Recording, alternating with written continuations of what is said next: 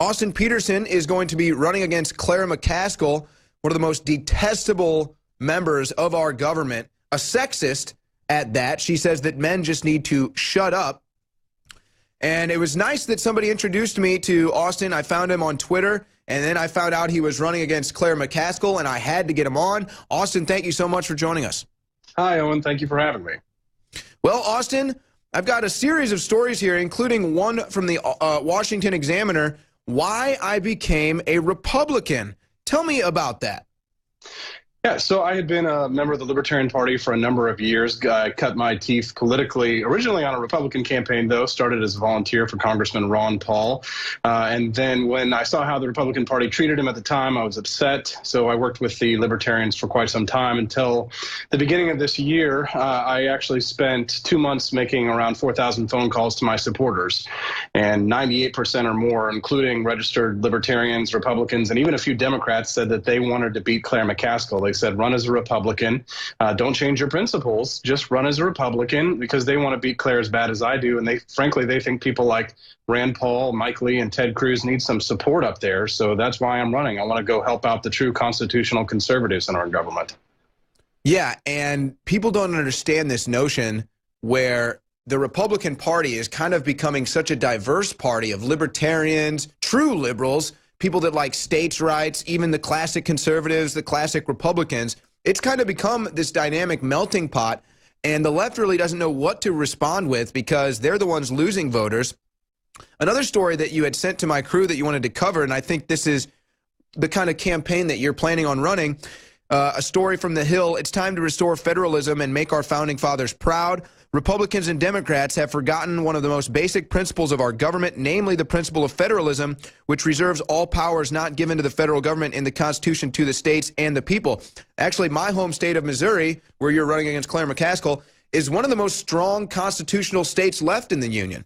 Oh, yeah. And actually, in Missouri, a couple of years ago, one of our state legislators introduced a bill that would nullify federal gun laws in the state. So talk about independence right there. I mean, and that's the kind of resistance to tyranny that I like to see. So I think that the concept of decentralization can thrive here in Missouri, where people don't feel like they need an overarching, overweening federal government to tell them what to do or how thick the shoe leather should be in their shoes, what they can or can't do with their bodies. I think that this could be a good fertile territory for the kind of ideas that you and I support. Limited government, cutting spending, cutting taxes, overturning Obamacare, getting the government out of our lives from top to bottom. And that's the populist thing right now. That's what I think most voters want, especially in what they call flyover country, my home country of Missouri, where you're going to be running. What's the response been? I mean, Claire McCaskill, that is a long-time swamp creature. This is a woman who's been in government for a long time. You know that she's going to be defending that position like a rabid cat. What have you seen so far from them? Pretty funny. She's turned into something of a Trump supporter. It's kind of well, you know, she's been going out saying how she wants to work with the president, and because Trump won this state by 19 points. But the truth is, we all know that she was Hillary Clinton's best friend. She was the first person on Capitol Hill to endorse Hillary Clinton for president way back in 2013. Missourians aren't falling for it. That's why Trump won by such a large margin here, is because Hillary was so unpopular, and she's tied to Hillary. She worked to pass the Affordable Care Act. She tries to kind of paint herself as a moderate, but when you look at her votes, she is a straight party line voting Democrat. She's part of the swamp, and you know, I'm coming to drain the swamp. You know, in past elections, namesake has been perhaps the biggest advantage to these people, where people will go to the polls and they'll just see a recognizable name and they'll vote for it. This is a lot of times why sons or daughters will run, because they have the same name, they have that political prowess. But, you know, it seems to me that we might be seeing a new trend where people are going to go to the polls and they're going to be like, McCaskill again? I'll take the other candidate. People tend to like outsiders. Now, it's funny that you say that, because in the last election, Trump may have won by 19 points, but on the same ballot, the Republican Senate candidate Roy Blunt only won by 3. If Trump hadn't been so strong, perhaps we wouldn't have had the junior senator from Missouri that we have right now. The people tend to be very anti-establishment out here. They don't like being told what to do. potential primary opponent, current Attorney General of Missouri, Mitch McConnell guy, is looking at jumping into this race. And Missouri voters are not happy because 72% of Republicans said they want somebody to challenge that guy, and 45% don't even want him to run. So that just goes to show that anybody who's tainted by the swamp, anybody who's touched by McConnell and Paul Ryan and all those guys, they're going to have a big uphill battle. And quite frankly, you know, I'm running because I believe in something. I believe in liberty. I was inspired by Ron Paul. You know, I care deeply about the philosophy of the founding fathers that this country was built upon. And I'm doing this because I think this is what's best for the citizens of Missouri, not because I'm in some donor's pocket. I've got no strings attached. McCaskill and my primary opponents, they are all bought and sold. They are owned, and they are going to have to do the bidding of their masters. And I don't have to. I want to be the next Ron Paul. I want to go and vote no and have the courage to say, hey, no, it's time for us to turn this ship of state around. It's time for limited government. It's time for the Republicans to do what they campaigned on. It's time to repeal Obamacare. So that's why I'm doing this. Repeal Obamacare, tax reform, these are two things that I know are going to be near and dear to your campaign, especially when you get into office. It's amazing to me, again, you just mentioned the Republicans. You know, for 8 years, they said we can repeal. We just need Congress. We just need the White House. We gave that to them. They do nothing. For, you know, since DACA got passed, they said DACA is unconstitutional, can't have DACA. Now all of a sudden they love it. I mean, what is the deal with these Republicans that are going against Trump? They're spineless, many of them, and many of them are compromised by their donors. Frequently, they receive millions and millions of dollars from PACs, and they have super PACs that have special interests. And these special interests, they want something. They want tit for tat. They want quid pro quo. Just wait. When you see the fundraising numbers on the upcoming fall FEC reports, you'll know that a lot of these people have conflicts of interest. There's a lot of pay for play that goes on, and big corporations that don't like capitalism because they don't like competition are going to come in there and fund the candidates that they think are going to give them the best benefit they can.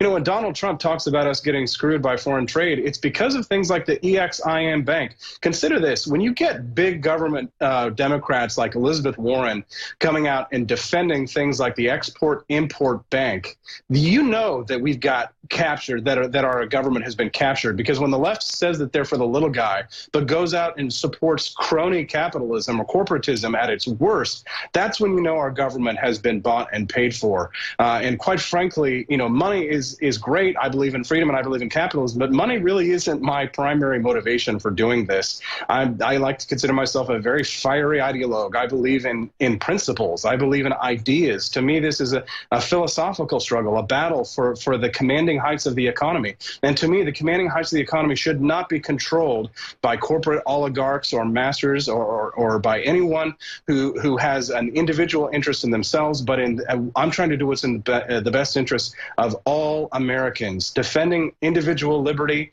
and that's the best way to defend. You talk about the smallest minority on earth, right? That is the individual. And so I would like to see us do things like bring an end to the federal war on drugs. I would like to see us have criminal justice reform. Quite frankly, I think we need to get rid of most of these alphabet agencies, and that's what I'm bringing. That's my message when I'm campaigning for the U.S. Senate here in Missouri. You gotta love that. Austin Petersen with us on the War Room. He's going to be with us for another segment. Don't go anywhere. We'll talk more about his campaign and how we're going to give rights back to the individual. Welcome back to the War Room. We got one more segment with Austin Petersen. He's running for Senate against Claire McCaskill in the state of Missouri. But in the final two segments of the show, we're going to go back to the phone lines, and we're going to see if any of these spineless liberals who want to insult me on social media are willing to call in and have an actual debate with me. 888-201-2244, 888-201-2244, specifically for liberals who want to try to debate me. We want to hear from you. Prove you're not a coward. Call into the show and debate me. Now let's go back to Austin Petersen. Austin, I got this story here. I guess it was written by you. Fixing human trafficking by fighting for freedom. You get into the terrible thing that goes on in this country all the time, never gets reported on, and that's the human trafficking. Tell me why this is such a big issue to you. Well, it's a big issue because we're essentially victimizing women twice, once by the pimps and twice by the government. Because of the way that we legislate morality in such a way, we've got a sort of Baptist and bootleggers approach here. The human traffickers, they definitely want this practice to continue to remain on a black market. It's kind of like the war on drugs, right? Where we declared a war on drugs, we got more drugs. We declared a war on poverty, we got more poverty. Maybe we should declare war on jobs, Owen. Maybe we'd get more jobs.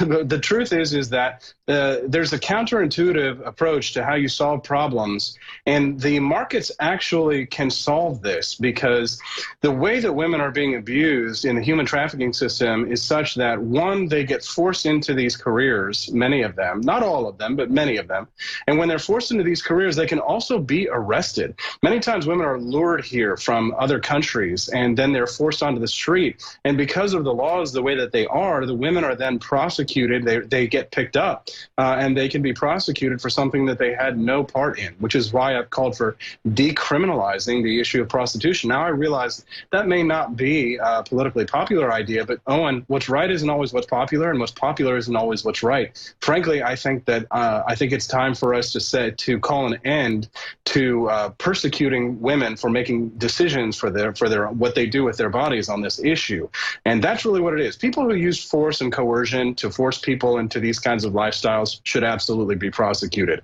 But one of the ways that we can solve this problem on the back end is we can decriminalize prostitution and say, hey, no longer are we going to throw women in jail because they have been pimped out, because they have been victims. We're not going to victimize them twice.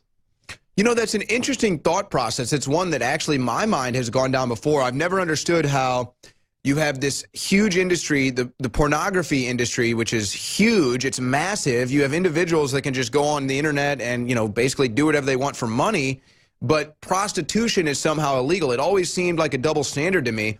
And I think the overarching issue that you're talking about here is control. See, when the federal government is in control of the drug war, well, guess what? They're in control of the drugs. And right. We found it many times the CIA is the one running the drugs. The same thing with human trafficking and groups like the UN. So I think what you're saying is get the power away from these corrupt establishments that are just using these problems to enrich themselves. Yeah, it's the progressive mindset at work in everything. It's infected both parties. The progressive ideology is one that says that everything that I like should be subsidized and everything I don't like should be banned.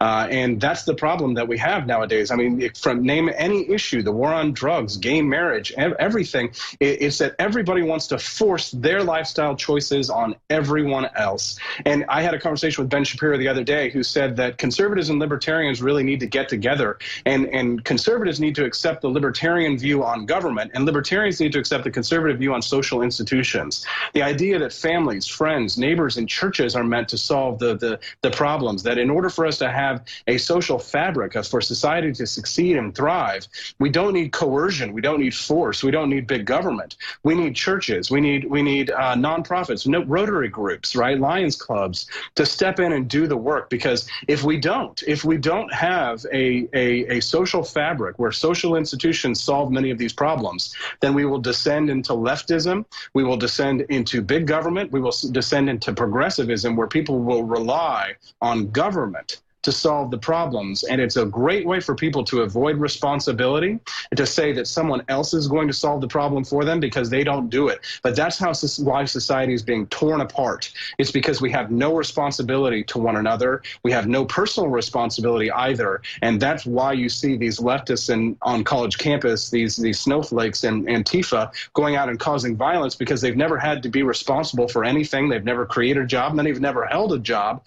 And so they go out and they're being repressed on college campuses, so they can't engage in free speech, and so they descend into violence. And that's why society is ripping it apart at the seams, is because we've all determined that government should solve many of these problems. I say get out of it. I believe in liberty. Let's let social institutions thrive. Again, families, friends, neighbors, churches, to solve the biggest problems of our day. And the bigger the problem, the more localized should be the solution.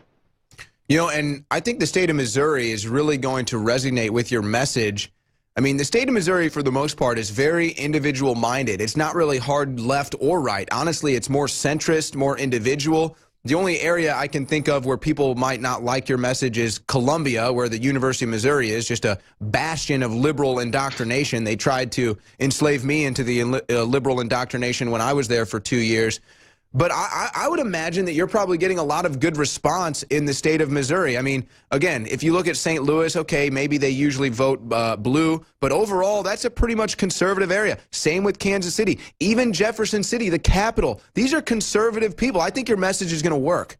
Yeah, I'm not going to lie, Owen. I was a little nervous when I was going to St. Louis because I'm from the Kansas City side of things. You know how the Cardinals-Royals rivalry is, right? But sure. So I showed up in St. Louis at a GOP picnic, and there's some potential competitors out there, and I thought maybe they'd give me the cold shoulder. When I showed up, there were an army of people wearing our shirts, passing out literature, walking around. I mean, Ron Paul actually did really well in the Missouri caucuses, and so there are a lot of liberty Republicans out here, and they have been looking for someone who preaches that same message of foreign policy non-interventionism, of limited government, cutting spending, cutting taxes. They like that. And Missourians have actually been treating me very well. I mean, I am a Missourian, right? I'm not a carpetbagger. Born and raised here, went to college in Springfield. And so I think that I can connect with these people. But, very soon the bad guys are coming. And that's not just McCaskill, right? The Republicans, McConnell, and all those guys, they are gathering forces to throw someone into this race against me. They'll have millions and millions of dollars, and I'll have nothing but the grassroots to establish myself on. But it's not the candidate with the most money that always wins, although we could always use donations. But it's the candidate who can connect with voters. So I'm going to go out there and talk with the farmers, talk with them about these issues. I'm going to go to the cities. I got no problem going to places like Ferguson and talking about things like criminal justice reform and how that could stop some of the tension between the inner cities citizens and the police. And I think that I can beat Claire McCaskill. I think I can remove her. Let's replace a progressive Democrat with a very libertarian Republican. Well, yeah, Missourians for the most part are just kind of like, leave me alone, let me do my thing, don't get involved in my business, just go about your day. And I think that now politically there's this new charge because of the attacks they're seeing on their way of life, the attacks they're seeing on Trump. Final 20 seconds, Austin Petersen. Yeah, so the big thing right now is that we have to get people awake. Like I'm a bit of an unknown, right? So an underdog. So I hope that people will visit my website, austinpetersen.com. Take a look at my background. I was a television producer for Judge Napolitano, big Ron Paul guy, was a Tea Party. There he is, folks. Austin Petersen. Follow him on Twitter. Get this guy elected.